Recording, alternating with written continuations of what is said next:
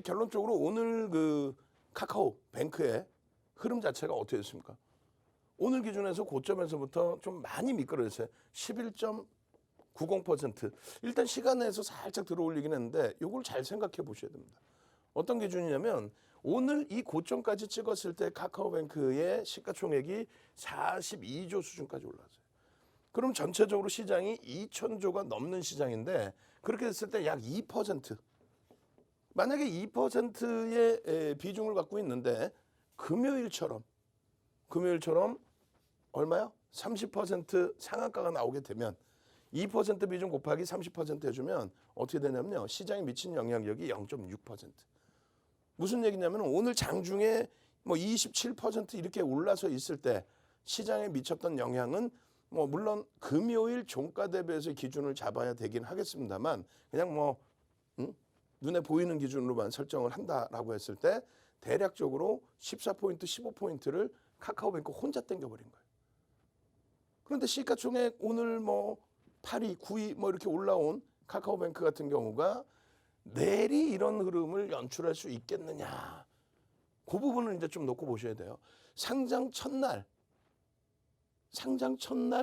보통 공모 물량이 쏟아져 나오는데 카카오뱅크는 어떻게 됐습니까? 상장 첫날부터 매수가 들어왔단 말이에요. 상장 첫날부터 매수가 들어온 부분은 MSCI 지수에 조기 편입되면서의 기준. 그죠? MSCI 지수에 조기 편입되면서의 기준. 시가총액이 뭐 월등히 높게 설정돼 있고 유동성에 대해서 좀 고민이 있었지만은 그게 다 해결이 됐고 결론적으로 그 수급이 들어오면서인데 추가적인 수급이 더 들어올 것이냐라고 했을 때 비교를 많이 하겠죠. 어떤 비교를 합니까?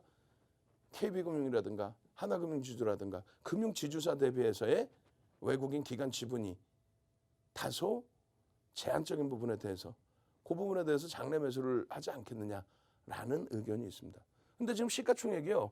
만약에 이제 40조 원 장중 고점을 기준 잡았을 때 그러니까 내일 다시 이 고점을 넘긴다는 흐름을 가정을 한다면 시가총액 규모가 성장성이 뛰어나다 할지라도 KB금융 대비해서도 2배 수준이 돼버려요. 조금 다소 버거울 수 있죠. 그러니까 사실 결과론적으로는 뭐 이래저래해서 올라왔어라고 이제 해석도 됩니다만 수급 부분이 오늘부터는 좀 꼬여 있었다. 그러니까 거래량, 거래대금은 터져 있지만 손바뀜도 많이 있었지만 수급이 오늘부터 조금 꼬여 있었다. 그리고 만약에 양방향 다 좋습니다. 만약에 강세를 띠게 되면 내일 기준부터 해서 다시 기술적인 부분으로 또 놓고 보면 되겠고요. 그리고 만약에 약세를 띠게 된다면 이쪽에 몰려있던 거래대금이 어떻게 전부 분산돼서 정상적으로 평상시의 흐름대로 그래서 대형주가 조그마한 물량에 눌리는 게 아니라 강세를 띄워줄 수 있는 그런 흐름으로 연출될 수 있다. 오늘 기준도요. 이렇게 돼 있어요. 상장 첫날도 마찬가지였지만 개장 초 10분 동안에 아주 심사숙고해서 이거 어떻게 하지? 어찌 보면 묻지마가 될 수도 있잖아요. 이거 무조건 올라 뭐 혹은 무조건 내려. 아니 공모주가가 있는데 공모주가 대비해서 무조건 오른다 그러면 제도를 고쳐야죠. 그잖아요. 뭐 무슨 투기장도 아니고 제도를 고쳐서 공모주가를 적절하게 만들어 놓는 것도 방법이 될 수 있잖아요. 어찌됐건 결론적으로는 순간적으로 끌고 올라간 부분이 유지가 되다가 결국은 금요일엔 오버슈팅 나오면서 이제 상한가 안착을 했는데 막판에 오늘의 경우에는 이렇게 미끄러졌습니다. 그러면 내일 기준에서도 거래대금이 계속 3조 6천억씩 터질 수는 없어요. 그죠?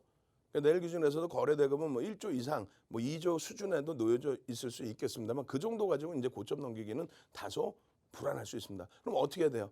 결론은 노란톡 국민톡에 같이 계시면서 자, 오늘 기준, 그러니까 내일에 된 거예요, 내일. 오늘의 기준에서는 이래야 합니다.